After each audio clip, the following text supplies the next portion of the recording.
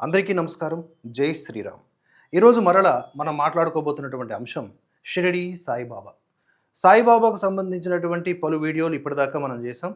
ఇది దానిని పోలి ఉండే మరొక వీడియో ఇంకొంత కొత్త కోణంలో ఆవిష్కరించే ప్రయత్నం. పెట్టుకున్నటువంటి శీర్షిక ఇవాల్టి వీడియోకి తర్కించుకుందాం. హిందూ ధర్మం, బాబాలు, ఆర్ఎస్ఎస్ ప్లస్ బీజేపీ. ఇటీవల తెలంగాణ రాష్ట్ర బీజేపీ అధ్యక్షులు మాట్లాడినటువంటి విషయాలు, ఆర్ఎస్ఎస్ చీఫ్ మోహన్ భాగవత్ గారు మాట్లాడినటువంటి విషయాలు, ఈ షిరిడి సాయిబాబా వివాదం మీద అవి స్పృశిస్తూనే ముందుకు వెళదాం. ముందుగా తెలంగాణ రాష్ట్ర బీజేపీ అధ్యక్షుడు మాట్లాడుతున్నటువంటివి విందాం. కొంతమంది షిరిడి సాయిబాబా మీద అనుచితమైనటువంటి ఒక వ్యాఖ్యలు చేసి వారి మనోభావాల్ని దెబ్బతీసినందుకు వారు భారతీయ జనతా పార్టీ వారు చేసిన వ్యాఖ్యలకు భారతీయ జనతా పార్టీకు ఎటువంటి సంబంధం లేదు. ఏదున్నా ఎవరైనా సరే మనోభావాల్ని దెబ్బతీసేలానే మనోభావాల్ని గాయపడేలానే మాట్లాడకూడదని చెప్పేసి కూడా ఈ సందర్భంగా తెలియజేస్తూ, మరి ఎవరైతే ఈ వ్యాఖ్యలు చేశారో మనోభావాల్లో కొంతమంది దెబ్బతిన్నాయి కాబట్టి ఆ భక్తులు ఏవైతే నమ్ముతున్నారో కోట్లాది మంది ఉన్నారు. మరి షిరిడి సంస్థాన్ కూడా ఒక ఐఏఎస్ అధికారి, దాంట్లో కూడా పోలీస్ అధికారులు, అది గవర్నమెంట్ కింద నడుస్తున్నటువంటి షిరిడి సంస్థాన్, మరి దాని మీద ఇట్లా అనుచితమైనటువంటి వ్యాఖ్యలు చేసి ఇలా తెలంగాణ రాష్ట్ర బీజేపీ అధ్యక్షుడు ఎన్ రామచంద్రరావు గారు చాలా బాధ్యతాయుతంగా, ఎందుకంటే ఇది పార్టీకి లింకప్ చేసి కొంతమంది షిరిడి సాయిబాబాని విమర్శిస్తున్న వాళ్ళు బీజేపీ పార్టీలో ఉన్నవాళ్ళు అని చెప్పి పోర్ట్రే చేయటం వల్లనేమో మొత్తానికి ఆయన ఆ విధంగా మాట్లాడారు. బాధ్యతాయుతంగా అనే పదం ఎందుకు వాడానంటే, రాజకీయ నాయకుల సహజ నేచర్ ఏంటి? ఏ ఓటుని మనం కోల్పోకూడదు నిష్కారణంగా. అందులోనూ హిందుత్వ పాలిటిక్స్ చేస్తున్నాము అని బీజేపీ ఒక పేరు గడించింది కనుక ఆ హిందువుల్లోనే చీలిక వచ్చేటటువంటి ప్రమాదం ఉండి అందులో ఒక వర్గం మాకు వ్యతిరేకం అయిపోతే అది నెగిటివ్ ఇంపాక్ట్ చూపిస్తుంది, నెగిటివ్ రిజల్ట్ చూపిస్తుంది అని చెప్పి తలచి వారు ఇలా సహజంగా మాట్లాడతారు. వారు అంటే పొలిటీషియన్స్ నేను అనేది. ఏ మతానికి సంబంధించినటువంటి రాజకీయాలు చేసిన వారైనా ఈ తీరుగానే స్పందిస్తారు. అది మైనారిటీస్ అపీజ్మెంట్ పాలిటిక్స్ కావచ్చు, లేదా కులపరమైన అపీజ్మెంట్ పాలిటిక్స్ కావచ్చు, భాషా ప్రాంతపరమైన అపీజ్మెంట్ పాలిటిక్స్ కావచ్చు, ఏదైనా సరే వారి లెక్క ఇంతే. ఇక్కడ బీజేపీ రాష్ట్ర అధ్యక్షుడిగా ఆయన బాధ్యతాయుతంగానే మాట్లాడి బాబా భక్తుల మనోభావాలను కించపరచకూడదు అని ఒక స్టేట్మెంట్ ఇచ్చి వదిలేశారు. అది ఎక్కడా ప్రమాణం కాదు. హిందుత్వంకు సంబంధించినటువంటి దిశానిర్దేశం చేయడానికి ఇవన్నీ ప్రమాణం కిందకి రావు. ఒక పొలిటికల్ లీడర్గా ఆయన చేసినటువంటి వ్యాఖ్యల కిందనే పరిగణిస్తారు. వారి పార్టీలో ఉన్నటువంటి వ్యక్తులు అధికారికంగా ఎవరన్నా ఉంటారో వాళ్ళు ఇటువంటి విషయాల్లో ఇన్వాల్వ్ అవ్వద్దు అని చెప్పి ఆయన ఇండైరెక్ట్గా హెచ్చరిక జారీ చేశారు. అది అంతవరకే మనం చూడాలి. సాయిబాబా భక్తుల మనోభావాలను పరిగణలోకి తీసుకున్నటువంటి తెలంగాణ రాష్ట్ర అధ్యక్షుల వారు హిందువుల మనోభావాలను కూడా తీసుకోవాలి కదా. అదేంటి, హిందువులు అంటే సాయిబాబా భక్తులు కాదా? సాయిబాబా భక్తులే. కానీ ఇక్కడ ఇంట్లో కొట్లాటలాగా ఒకటి జరుగుతోంది. In the name of Saibaba కొంత కలుషితం జరుగుతోంది. రాను రాను అది మితిమీరిపోతోంది. దానిని అడ్డుకట్ట వేయాలి, దాన్ని సంస్కరించాలి, ఆ దోషాలను అరికట్టాలి అని చెప్పేసి ఎవరన్నా ముందుకొచ్చి మాట్లాడితే ఆ ప్రతిపాదనల్ని పరిగణలోకి తీసుకోవాలి తప్ప ఏదో గుడ్డిగా అలా స్టేట్మెంట్లు ఇవ్వటం అనేది పరిపాటి. ఇది సహజంగా రాజకీయ నాయకుల నుంచి మనం వినేది కనుక ఆశ్చర్యపోవాల్సినటువంటి అవసరం లేదు. ఆ తరువాత మోహన్ భాగవత్ జీ ఏం మాట్లాడారో ఇప్పుడు చూద్దాం. Shirdi Saibaba has been there for now about 250 years in Maharashtra. Hindus are not split there. Shirdi Sai Baba was one of the group of santas at that time, contemporary. Gajanand Maharaj of Shegaon and some 3/4 who brought out the spiritual awakening among the common people. Took Vedas to them. Shirdi Sai Baba started Ram Navami and Vijayadashmi in Shirdi. It is still going on. No Muslim who is religiously related trend follows Shirdi Sai Baba. Shirdi Sai Baba is worshipped by only Hindus. And there is no split. His vichar, his Upadeshas, they are all Sanatan Dharma, nothing else. There is no split. I think if there is Shraddha about something, we should not create unnecessary contrast. Because being different in worship doesn't create any split. Okay, ఆ విధంగా మాట్లాడుతూ ప్రధానంగా raise చేసినటువంటి points ఏంటి, 250 ఏళ్ల క్రితం నుంచే Saibaba entry అనేది మన హిందుత్వంలో ఉంది అని చెప్పుకొచ్చారు. నిజానికి 1835 1845 మధ్యలో ఆయన పుట్టి ఉండవచ్చు అని ఒక అంచనా. ఆయన ఎప్పుడు పుట్టారనేది ఎవరికి తెలియదు. ఆఫ్ఘనిస్తాన్ నుంచి వచ్చారు అని కొంతమంది అంటారు. లేదు, ఆయన ఒక బ్రాహ్మణ కుటుంబంలో పుట్టాడు అని సాయి భక్తులు అంటారు. ఏదేమైనా కూడా వాదనలు రెండు వైపునా ఉన్నాయి. ఎవరి ప్రమాణాలు వారివి. ఇక్కడ విశ్వాసాల బేస్ చేసుకుని మాట్లాడితే మనం ఏం చేయలేం, కానీ కాస్త లెక్కలు చూసుకొని కొంచెం తర్కబద్ధంగా ఆలోచిస్తే ఈ సాయి అనే పదం పర్షియన్ వర్డ్ కాదు, సాయి అంటే ఈశ్వరుడు అని పెద్దవాళ్ళు చెప్పుంటే కనుక అది వాళ్ళు ఏ జ్ఞాన దృష్టితో చూసి చెప్పారో మనం అర్థం చేసుకోవాల్సినటువంటి పరిస్థితి. ఇంకా క్లియర్గా ఏం చెప్పారు, అప్పట్లో కొన్ని వందల మంది సాధు సంతులు ఉండేవారు. అందులో ఒకరు షిరిడీ సాయిబాబా. షిరిడీ సాయిబాబా షిరిడీ అనే గ్రామంలో హిందువులకు సంబంధించినటువంటి పండుగలు జరిపారు. షిరిడీ సాయిబాబాని హిందువులే మొక్కుతారు, ముస్లిములు మొక్కరు అని మోహన్ భగవత్జీ ఖరాఖండిగా ఒక విషయాన్ని చెప్పారు. సాయిబాబా హిందుత్వానికి సంబంధించినటువంటి ఒక గురువు లేదా ఒక విశ్వాసము, అంతేగాని ఇది ముస్లింలకు సంబంధం లేనిది. చాలా క్లియర్గా ఉందిగా మోహన్ భగవత్జీ చెప్పింది. అలా చెబుతూ ఈ అనవసరమైనటువంటి గొడవలు మీనింగ్లెస్, ఈ వివాదమే రేకెత్తించటం అజ్ఞానం అని ఆయన ముగించారు. ఇంతకుముందు చెప్పినట్లుగా పొలిటీషియన్స్ థాట్ ప్రాసెస్ ఒకలా ఉంటుంది ఇష్యూస్ మీద మాట్లాడడం. అలాగే పెద్ద పెద్ద సంస్థలకు అధిపతులైన వారు కూడా మాట్లాడేటప్పుడు వాళ్ళ యొక్క థాట్ ప్రాసెస్ లేదా వాళ్ళ యొక్క కమెంట్స్ ఒకలా ఉంటాయి. ఆర్ఎస్ఎస్ స్టాండ్ ఏంటండి, మతాలకు అతీతంగా ప్రతి ఒక్క భారతీయుడు దేశముకు అంకితం కావాలి, దేశోన్ముఖంగా ముందుకు వెళ్ళాలి, కులము మతము రెండూ కూడా పక్కన పెట్టేయాలి. ఇక్కడ హిందుత్వం అనేది రిలీజియన్ ఐడెంటిటీ కంటే కూడా నేషనల్ ఐడెంటిటీ, ఇది ఆర్ఎస్ఎస్ తాలూకా ఆలోచన. అలాంటి తరుణంలో in the name of Saibaba or anything మనలో మనం కొట్లాడుకుంటే మనం విడిపోతాం కదా అనే ఒక ఆలోచనతో ఇలాంటివి మీనింగ్లెస్, అవసరం లేదు అని చెప్పి వారికి ఉన్నటువంటి సమాచారాన్ని వారు తెలిపి ముగించేశారు ఒక ప్రశ్నలో భాగంగా. కానీ రామచంద్రరావు గారు కానీ మోహన్ భగవత్జీ కానీ ఇక్కడ హిందుత్వానికి ప్రమాణం కాదు. మరి ప్రమాణం ఎవరు? నేను కాదు, మీరు కాదు. ప్రమాణం తర్కం మాత్రమే, ప్రమాణం తత్వదృష్టి మాత్రమే, ప్రమాణం శాస్త్రం మాత్రమే. అలా కాకుండా మేము నమ్ముతున్నాము, ఇది మా విశ్వాసము అని అంటే గనక మనం ఇంక ఎవరిని క్వశ్చన్ చేయడానికి లేదు. ప్రతి ఒక్కరూ విశ్వాసం బేస్ మీద ఏదన్నా చేసేయచ్చు. సాయిబాబాను విమర్శించటం నా విశ్వాసం అని అంటే ఇంకేమైనా అర్థం ఉందా? కనుక పెద్దలు ఇద్దరూ మాట్లాడినటువంటి విషయాల్ని అలా మనం పక్కన పెట్టి ఒరిజినల్గా మనం ఆలోచించాల్సింది ఏమిటి, నిజంగా బాబా గురించి మాట్లాడేటప్పుడు అది హిందుత్వంలో చీలికకు దారి తీస్తుందా? ఈ మధ్య ఒక స్నేహితుడు మాట్లాడుతూ 9 కోట్ల మంది బాబా భక్తులు ఉన్నారు, వారి మనోభావాలను దెబ్బతీసే విధంగా వ్యవహరించడం ఎంతవరకు కరెక్టు అంటే, దేశంలో 100 కోట్ల పైబడి హిందువులు ఉన్నారు కదా, వాళ్ళందరినీ కూడా సాయిబాబా మీద విపరీత భక్తితో కొన్ని కలుషితాలు చేస్తున్నారు, కొన్ని దోషాలకు పాల్పడుతున్నారు. అది ఈ 90 కోట్ల మందికి బాధ పెడుతోంది కదా. ఈ 9 కోట్ల మందిని పక్కకు తీస్తే 99 కోట్ల మంది హిందువులు అనుకుందాం రఫ్గా. ఈ 90 కోట్ల మందిని బాధ పెడుతోంది కదా, మరి అది కూడా పరిగణలోకి తీసుకోవాలి కదా. చీలిక అనేది ఎప్పుడు వస్తుంది అంటే అహంకారాలకు లోనైనప్పుడు, లేదా అందులోకి రాజకీయాలు చొరబడి యుద్ధాలు జరిగినప్పుడు చీలిక వస్తుంది. చర్చ జరిగినప్పుడు చీలిక ఎందుకు వస్తుంది? నీకు దమ్ము లేనప్పుడు వస్తుంది. సబ్జెక్టు కాకుండా వ్యక్తిగతంగా పర్సనల్ విషయాలు తీసి మాట్లాడినప్పుడు చీలికలు వస్తాయి. అంతేగాని షిరిడి సాయిబాబా అనే అంశం మీద మాట్లాడినంత మాత్రాన అది వివాదం అయిపోదు, రాద్ధాంతం అయిపోదు, అనవసరమైన చీలికలు తీసుకురాదు. అది ఆలోచింపజేస్తుంది. ఏదన్నా సరే ఒక ప్రతిపాదన తీసుకురావాలి. ఉపనిషత్తులు ఎలా పుట్టాయి? ఉపనిషత్తులు ప్రశ్న సమాధానం. సమాధానం ఎలా పుట్టింది? ఒక ప్రశ్నకి ఒక సమాధానంగా పుట్ల. ఒక ప్రశ్న గురువు ద్వారా ఉత్పన్నమై దానికి చర్చలు జరుగుతాయి. వందలాది మంది శిష్యులు ఉంటారు, వాళ్ళు రకరకాలైనటువంటి ఆన్సర్స్ ఇస్తారు, గురువు కూడా ఒక ఆన్సర్ ఇస్తాడు. ఓవరాల్గా ఉత్తమమైనటువంటి సమాధానం ఒక ప్రశ్నకు వస్తుంది. అది ఉపనిషత్తు సారంగా మనం అర్థం చేసుకోవచ్చు. అర్జునుడు ఒకే ఒక ప్రశ్న అడిగాడా ఏంటి? భగవద్గీతలో అనేకమైనటువంటి ప్రశ్నలు అడిగారు. కనుక ఇక్కడ చర్చ ఎప్పుడూ రచ్చ కాదు. రచ్చ ఎప్పుడవుతుందండి?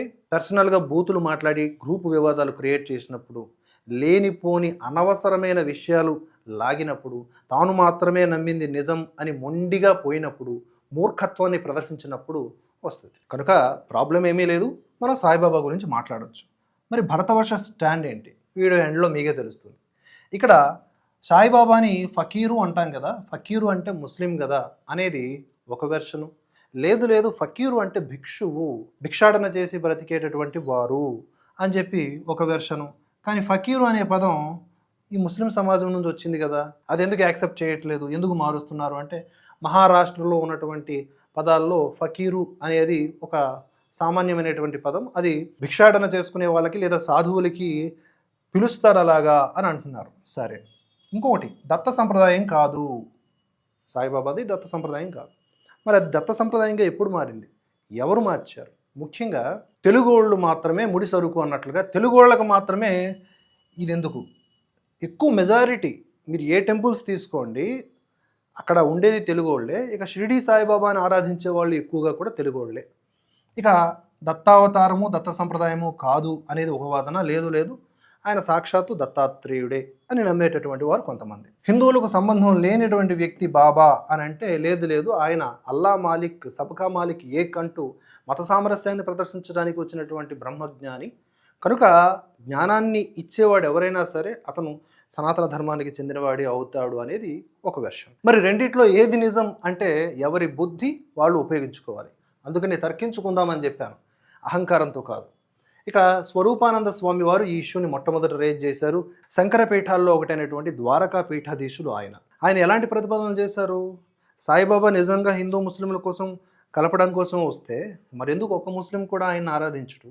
ఎక్కడ నాకు కనిపించట్లేదే. ఆయన ఎప్పుడు కూడా అల్లా మాలిక్ అంటాడు కానీ విష్ణువే మాలిక్, రాముడే మాలిక్, శివుడే మాలిక్ అని అనలేదే. మరి అలాంటప్పుడు ఆయన ఎందుకు హిందువులకు అంత ప్రియారిటీ కావాలి అనేది ఆయన వాదన. అప్పట్లో ఆయన్ని దుమ్మెత్తిపోశారు. ఇప్పుడంటే కాస్త సోషల్ మీడియా దయ వల్ల ఇంతో అంత అటు ఇటు చర్చకు అవకాశం ఉంది, సబ్జెక్టు మనకి దొరుకుతోంది. అప్పుడైతే ఏకంగా ఆయన మీద అటాక్స్ చేయడానికి కూడా సిద్ధపడిపోయారు. బాబా వేవ్ విపరీతంగా ఉన్నప్పుడే ఆయన ట్యాకిల్ చేశారు. అందుకనే ద్వారకా పీఠాధీశులైనటువంటి స్వరూపానంద వారు ఒక శక్తివంతమైనటువంటి గురువులు అని చాలామంది కూడా అభివర్ణిస్తారు. వారితో పాటుగా పలు హిందూ స్వామీజీలు, కొన్ని సంస్థలు, వ్యక్తులు సాయిబాబా వారిని అంగీకరించరు, హిందూ ధర్మానికి సంబంధించిన వాళ్ళు కాదు అంటారు. కానీ తెలుగునాట చాలా వరకు ప్రవచనకారులు, పెద్దలు ఇలా ఒక జనరేషన్ మొత్తం కూడా సాయిబాబాని భగవంతుడిగా, గురువుగా అంగీకరించడం మొదలుపెట్టారు. అయితే సమస్య ఏమిటి అనే విషయానికి వద్దాం. చూడండి, మన ఇంటికి ఎవరైనా ఒక అతిథి వచ్చాడు అనుకోండి, 4 రోజులు ఉంటాడు, తింటాడు, పోతాడు అంటే నో ప్రాబ్లం. కానీ అతిథిగా వచ్చిన వాడు మనకే బొక్క పెడితే, మన ఇళ్ళే గుల్ల చేస్తే, మన ఊళ్ళే గుల్ల చేస్తే యాక్సెప్టబుల్ కాదు కదా. తన్ని తరిమేస్తాం, లేదా వాడు ఎప్పుడు వెళ్ళిపోతాడని చూస్తాం. ఇక్కడ పోలిక కాస్త అటు ఇటుగా ఉన్నప్పటికీ సాయిబాబా ఏ విధంగా రూపాంతరం చెందుకుంటూ వచ్చారో చూడండి. ఈ సాయి అనే పదమే పర్షియన్ పదం అని చాలా సందర్భాల్లో చెప్పడం జరిగింది. సరే, అది కూడా కాదు, ఇంకేదో ఈశ్వరుడు అని అంటారు అంటే అది కూడా యాక్సెప్టబుల్ అబ్బా. కానీ మనకు ఉన్నది ఏంటంటే శ్రీరామ, శ్రీరామ జయ రామ జయ జయ రామ, శ్రీకృష్ణ హరే కృష్ణ హరే కృష్ణ, అలాగే షణ్ముఖ, గాయత్రి, సూర్య, శివ, సత్యనారాయణ, గౌరీ, భగవద్గీత, విష్ణు, శివ, లలిత సహస్రనామావళి. ఇవన్నీ ఏమిటండి? మనకి ఇప్పటి నుంచో వస్తున్నటువంటి దివ్యమైన నామాలు, గ్రంథాలు, స్తోత్రాలకు సంబంధించినటువంటి పదాలు. కానీ ఏమైంది? రాను రాను శ్రీరామ కాస్త సాయిరామ అయింది. ఎప్పుడో ఎవరో ఒక వ్యక్తి, 100 సంవత్సరాల క్రితం ఎవరో ఒక వ్యక్తి అన్నంత మాత్రాన సాయిరామ అనేది నామం అయిపోదు. అది శ్రీరామకి రీప్లేస్మెంట్ అయిపోదు కదా.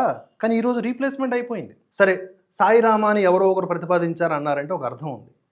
మరి శ్రీకృష్ణ సాయి కృష్ణ అయిపోయింది, షణ్ముఖ సాయి షణ్ముఖ అయింది. ఇవన్నీ షణ్మత స్థాపన చేశారు కదా శంకరాచార్యులు వారు.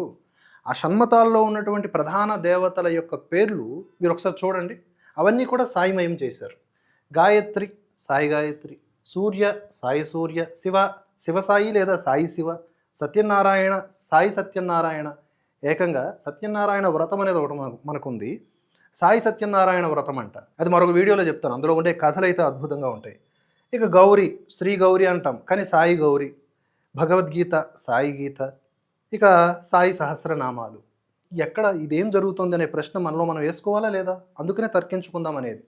ఇది ప్రమాదమా కాదా? సాయి భక్తులమందరం కూడా మనం ఆలోచించాల్సిన అవసరం ఉంది. మనం చేస్తున్నది కరెక్టా కాదా? గుడ్డిగా వెళ్ళిపోతే ఎప్పటికైనా ఏదో ఒక దానికి ఢీ కొట్టుకుని పోతాం. గుడ్డిగా వెళ్ళేది ఆధ్యాత్మిక చింతన కాదు. విచక్షణ కోల్పోయేలాగా మహిమల పేరిట, కోరికల పేరిట అంతా విచ్చలవిడితనం పనికిరాదు. విచక్షణ అనేది ఎప్పటికీ కోల్పోకూడదు. అంతేకాదు మనకున్నది కృష్ణలీల కదా, కానీ అదేమైంది? సాయి లీలామృతం అనే పేరుతో పుస్తకాలు కూడా వచ్చినాయి. వ్యాస పూర్ణిమ, మనకి ఈరోజు మహాభారతం, భగవద్గీత ఇత్యాది ఎన్నో అష్టాదశ పురాణాలు ఎవరిచ్చారు? వేదవ్యాసుల వారిచ్చారు. సాక్షాత్తు విష్ణువే వ్యాసుడు అని అంటాం మనం. అలాంటి వ్యాసుల వారికి సంబంధించినది వ్యాస పూర్ణిమ. అదేమైందండి? సాయి పూర్ణిమగా మార్చారు. ఎవరు మార్చారు? ఎలా మారింది? ఒకరిని నిందించుకునే పనిలే, ఒక ఫ్లోలో వెళ్ళిపోతున్నాం మనం.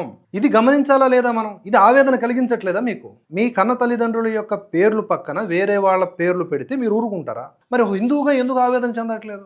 దీన్ని సాయిబాబాకు వ్యతిరేకంగా మాట్లాడడం అంటారా? సాయిబాబా పైన లేయర్ల మీద లేయర్లు తొలగించేసి అసలు సాయిబాబా ఎవరో ఎవరికి తెలియట్లా ఇన్ని రూపాయలు తీసుకొస్తూ ఉన్నారు.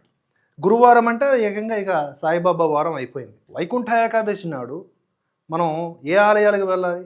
ఏం జరుగుతుంది? సాయి ఏకాదశి కూడా చేస్తున్నారు. ఇక ఆ తర్వాత శివరాత్రి, సాయి రాత్రి అది కూడా చేస్తున్నారు కొన్ని చోట్ల. ఇక రామకోటి అనేది మనకు ఉంది, సాయి కోటి. ఇవన్నీ వస్తాయి. ఇంకా ఈరోజు సాయిబాబా అంటున్నారు, రేపొద్దున ఇంకొక బాబా వస్తాడు, సాయిబాబాను కూడా మర్చిపోతారు. ఈ రాముడు కృష్ణుడు అందరిని మర్చిపోయినట్లుగా ఇంకా సాయిబాబాను కూడా మర్చిపోయి ఇంకోటి ఎప్పటికప్పుడు షిఫ్ట్ అయిపోయేదా ఆధ్యాత్మికత అంటే? మేము ఎందుకు సాయిబాబాని మొక్కుతున్నామంటే మా కొడుక్కి యుఎస్ వీసా వచ్చింది, నా మనవరాలకి పెళ్ళి అయ్యింది అని చెప్తా ఉన్నారు పెద్దలు. భగవంతుడు అనేవాడికి ఇంకేం పనిలే. యుఎస్ వీసాలు ఇప్పించడం, పొయ్యి మీద పాలు పొంగిపోకుండా చూడడం, ఇవా పనికి మాలిన పనులు చేస్తాడు భగవంతుడు. పైపైచి ఏమంటారంటే వీళ్ళందరూ కూడా ఇది అద్వైతం అర్థం కాని వారికి తెలియట్లేదు. తప్పే ఉంది.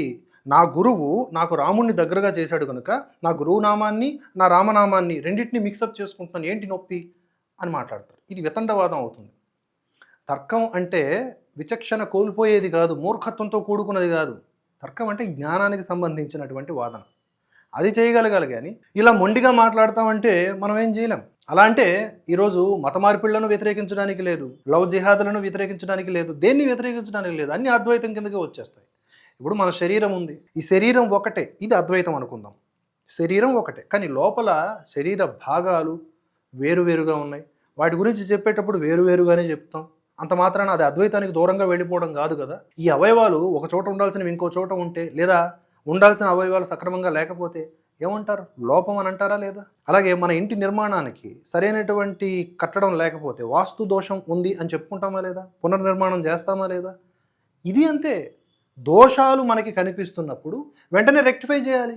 లేదు మొండిగా గుడ్డిగా ఇట్లనే ఉంటామంటే ఉండండి, కానీ విభేదించే వారిని కూడా మీరు తీసుకోవాల్సి వస్తుంది. ఇది తప్పు అనే వాళ్ళని కూడా తీసుకోవలసి వస్తుంది. లేకపోతే ఏంటి, ఇంకా ఇలా చెప్పుకుంటూ పోతే చాలా ఉన్నాయి. కనుక అద్వైతం గురించి ఎదవ ఎక్స్ప్లెనేషన్స్ ఇచ్చేసి కవరింగ్లు చేసుకోవడానికి ట్రై చేయకండి. అద్వైతం అర్థం కావాలి అంటే ఒక జన్మ సరిపోదు. అద్వైతం ఒక లైన్లో చెప్పేటటువంటి నిర్వచనం కాదు, అది ఒక అనుభూతి. అది అన్నిటికీ ఆపాదించాల్సింది కాదు. అది ఆధ్యాత్మిక చింతనకి, భక్తి జ్ఞాన కర్మ యోగాల రిలేటెడ్ లేదా మోక్షం రిలేటెడ్ సబ్జెక్ట్. అది దాన్ని తీసుకొచ్చి నిత్య జీవిత వ్యవహారంలో పెట్టేస్తే అద్వైతం పదం దొరికింది కదా అని ఇష్టారీతిగా వాడేస్తే ఎలాగా? బుర్ర తక్కువ పనులు అవన్నీ. అంతేకాదు వాహనాలు, సాయిబాబాకు వాహనం ఏంటండి? ఎట్లా వస్తుంది వాహనం? పిచ్చి కాకపోతే రాను రాను వాహనాలు వచ్చినాయి. విష్ణువుకు ఉండాల్సినటువంటి గరుడ వాహనం సాయిబాబాకు వచ్చింది. ఆ ఫోటో చూడండి. మీకు బాధ అనిపించట్లేదేమో, హిందుత్వవాదిగా నాకు బాధ అనిపిస్తుంది. నేను ప్రశ్నిస్తా. నేను సాయిబాబాని ప్రశ్నించట్లా, సాయిబాబా భక్తుల్ని ప్రశ్నిస్తున్నా. షిరిడీ సంస్థాన్ వాళ్ళు కూడా ఇవన్నీ చూస్తూ ఊరుకుంటా ఉన్నారు. ఇవి దోషాలు అంటే మీకు అవగాహన లేక ఊరుకుంటున్నారా, లేకపోతే సాగుతుంది సాగనివ్వండి అని చెప్పి ఊరుకుంటున్నా నాకు తెలియదు. కానీ ఇవన్నీ దోషాలు. మీరు వీటిని ఒక నోటీస్ ఇచ్చో ఏదో ఇచ్చో మార్చాలి. అలాంటివి చేయకూడదు. నంది శివుడి ముందు ఉండాల్సింది, సాయిబాబా ముందు ఉంటుంది. ఏంటి ఘోరం? కూర్మము పైన సాయిబాబా కాలు పెట్టుంటాడు. కూర్మము విష్ణు అవతారం కదా. ఆ తర్వాత అమ్మవారు అవతారం సాయిబాబాకు వేయడం ఏంటి? పిచ్చి పరాకాష్ట కాదా? అలాగే గణపతి ఉత్సవాలు జరిగినప్పుడు సాయిబాబాకి గణపతి రూపం పెట్టేస్తారు. ఇవన్నీ కూడా జరుగుతున్నప్పుడు వాటిని ప్రశ్నించకుండా ఎవడు ఉంటాడబ్బా? ఉండేవాడు హిందువు ఎలా అవుతాడు? మరి ఏం చేద్దాం అనే విషయానికి వద్దాం. తర్కించుకోవాలి, పదే చెబుతున్నది అదే. మనం చేస్తున్నది ఏంటి? సాయిబాబా భక్తులు ముఖ్యంగా నేను అనేది, మనం చేస్తున్నది ఏంటి? మనం సరైన విధానంలో వెళ్తున్నామా? అది ఆలోచించుకోవాలి. అహంకారంతో కాదు, బుద్ధితో, అవగాహనతో. సూడో సెక్యులరిజం అనేది కూడా పెంచి పోషిస్తున్నటువంటి విధానాలు ఈ సాయిబాబా మందిరాల ద్వారా జరుగుతున్నాయి. మోహన్ భగవత్జీ ఏం చెప్పారండి? ముస్లింలు ఎవరూ కూడా సాయిబాబాని మొక్కనప్పుడు, హిందువులు మాత్రమే మొక్కుతున్నప్పుడు ఆయన హిందువుల దేవుడే అవుతాడు లేదా గురువు అవుతాడు, కానీ కాదనడానికి అర్థమే లేదు అని మాట్లాడారు కదా. మరి ఈ సూడో సెక్యులరిజం మందిరాల్లోకి ఎవరు తీసుకొస్తున్నారు ప్లాన్ ప్రకారం? అక్కడ అల్లా భజనలు, యేసు భజనలు మిళితం చేసి మాట్లాడుతున్నది ఎవరు? ఇది అద్వైతమా? దోషాలు అద్వైతం కింద వస్తాయా? కొన్ని మందిరాల్లో నమాజులు, లవ్ జిహాదులు, మత మార్పిళ్ళు జరుగుతున్నట్లుగా కూడా బయటకు వచ్చినాయి. వాటి మీద ఎప్పుడన్నా సీరియస్ యాక్షన్ తీసుకున్నారా సాయిబాబా భక్తులు కానీ, యాజమాన్యాలు కానీ? సాయిబాబా పూజారులకు ఆర్థిక పరిపుష్టి ఎప్పుడైనా కల్పించారా? వారికి ఎంత వేతనాలు ఇస్తున్నారు? ఏ సాయిబాబా గుడికి సంబంధించినటువంటి పూజారికి మంచిగా హాయిగా జీవితం కొనసాగుతోంది అందనటువంటి ఆ వేతనాలతో? ఏం మరి షిరిడీ సంస్థాన్ వారికి ఒక కనీస వేతనం 25,000 రూపాయలు ఎందుకు ఇవ్వట్లేదు? 25,000 రూపాయలు కనీస వేతనం షిరిడీ సాయిబాబా మందిరాల్లో పనిచేసే పూజారులకు ఇవ్వాలి. పూజారులు ఆ దిశగా డిమాండ్ చేయండి. అలా వారికి వేతనాలు అందిస్తూనే సనాతన ధర్మ ప్రచారం చేయండి బాబా మందిరాల ద్వారా అని షిరిడీ సంస్థాన్ చెప్పాలి. ఇది బాధ్యత ఉండక్కర్లా. మత మార్పిళ్ళు ఒక పక్క జరుగుతూ ఉంటే పూజారులు కూడా ఆలోచించాలి. అలాగే శాస్త్రానుసారం మనం బాబాకు పూజ చేస్తున్నామా లేదా, ఇవన్నీ కూడా పూజారులే ఆలోచించుకోవాలి. ఇక ఫైనల్ పాయింట్కి వచ్చేస్తున్నా. మహిమలు, కోరికలు, స్వలాభ చింతన, వ్యాకులత, వ్యామోహము, కామము, ఇది కాదు హిందుత్వము. ఇదే కాదు హిందుత్వము. అవన్నీ మనకు అంటిపెట్టుకుని ఉన్నటువంటి వికారాలు మనకు ఉంటాయి. నిరంతరం అవి దాడి చేస్తూనే ఉంటాయి. కాస్త పరిశీలన ఉన్నవారు వీలైనంత దూరం వెళ్ళడానికి ట్రై చేస్తారు. బలహీనత ఉన్నవారు దాన్ని పట్టుకొని ఊరేగుతారు. కానీ ఇవి కాదు కదా హిందుత్వం అంటే. హిందూ ధర్మం అంటే అది కాదు. బాబాను మొక్కితే నాకు అదవుతుంది ఇదవుతుంది, లేకపోతే రాముణ్ణి మొక్కితే నాకు ఇదవుతుంది అదవుతుంది, ఇవేవి కావు అసలు. ఒక భగవంతుని లేదా గురువుని తలుచుకొని మొక్కుతున్నప్పుడు నాకు ఈ కోరికలు నెరవేరుతా ఉన్నాయి, ఇదంతా ఆయన మాయ, ఇవి అవి మాట్లాడడం అనేది నిజంగా అంత పరిపక్వమైనటువంటి ఆలోచనలు కాదు. ఇది కాదు హిందుత్వం, హిందూ ధర్మం. మరి ఏమిటి అంటే ఆధ్యాత్మికత లేదా భక్తి మార్గము. దాన్ని యోగం అని కూడా అంటారు. ఒక సైన్స్ ఎలా అన్నది భవిష్యత్ వీడియోలో చెప్తాను. ఆ మార్గం మనల్ని కలుషితం చేయరాదు, కన్ఫ్యూజ్ అంతకంటే చేయరాదు. కానీ బాబా మందిరాల సాక్షిగా బాబా భక్తులు పాల్పడుతున్నది దీనికి, కలుషితానికి, కన్ఫ్యూజ్ చేయడానికి. వాళ్ళు కన్ఫ్యూజ్ అవుతున్నారు లేదా అజ్ఞానంతో ఏదో క్లారిటీగా ఉన్నామని అనుకుంటున్నారు, కానీ దోషాలకు పాల్పడుతూ ఉన్నారు. ఒక వ్యాధి సోకి డాక్టర్ దగ్గరికి వెళ్ళినప్పుడు ఆ వ్యాధి రిలేటెడ్ మందులు డాక్టర్ ఇచ్చినప్పుడు అవే వేసుకోవాలి. అవి కాకుండా నచ్చలేదనో లేకపోతే ఇంకేవో కలర్స్ బాగున్నాయనో వేరే టాబ్లెట్స్ వేసుకుంటే వ్యాధి తగ్గదు కదా, సైడ్ ఎఫెక్ట్స్ పెరిగిపోతాయి. అలాగే మనం చేస్తున్నది దోషం అని తెలుసుకున్నా కూడా అదే కంటిన్యూ చేస్తే దానికి తగ్గ పర్యవసనాలు ఫేస్ చేయాల్సి ఉంటుంది. కలి ప్రభావం వలన ఆరంభంలో మనం దోషాలకు పాల్పడినప్పుడు మంచి జరుగుతున్న ఫీలింగ్ వస్తుంది. ఇది హైలైట్. చాలా మంచి జరుగుతూ ఉంటుంది. అరే అమ్మ జీవితం మామూలుగా లేదు అసలు, సూపర్ ఉంది. విపరీతమైన జంతు బలులు, ఆ గేదెల్ని కోసేయటము ఇలాంటివి చేస్తూ ఉంటారు కొన్ని చోట్ల. అలా చేయటం వల్ల వారికి ఏవేవో వచ్చేస్తూ ఉంటాయి, కోరికలు నెరవేరిపోతూ ఉంటాయి. అవన్నీ పురుషుడు కల్పిస్తున్నటువంటి భ్రమలు. కానీ అవన్నీ దోషభూయిష్టమైనటువంటి పూజా విధానాలు. అవి ఖండించారు పెద్దలు. కానీ కొన్ని చోట్ల అలాగే కొనసాగుతూ ఉన్నాయి. ఇలా ఎన్నో చెప్పుకోవచ్చు. నేను అనేది ఏంటంటే దోషము తెలిసినప్పుడు దాన్ని ఆచరించకూడదు, దాన్ని సరిదిద్దుకోవాలి. చెప్పులు బట్టలు మార్చినట్లుగా దేవుళ్లను ఆచారాలను మార్చేయడం ఎంతవరకు సమంజసం? స్థిరత్వానికి సంకేతం కాదు కదా అది. అస్థిరత్వం ఏం చేస్తుంది? ఏకాగ్రత లోపాన్ని గురి చేస్తుంది. తద్వారా అజ్ఞానం వస్తుంది, ఆ తర్వాత అంధకారంలోకి నెట్టేస్తుంది. ఇది అర్థం చేసుకున్న వాళ్ళకి అర్థమవుతుంది, లేదు అని వితండవాదం చేసే వాళ్ళకి అస్సలు అర్థం కాదు. మళ్ళీ హిందుత్వంలో ఉన్నటువంటి లోపాలపైన, హిందుత్వంలో ఉన్న దొంగ స్వాముల మీద, హిందుత్వంలో ఉన్నటువంటి పెట్టుబడిదారుల మీద అవగాహన కార్యక్రమాలు కొనసాగుతూనే ఉంటాయి.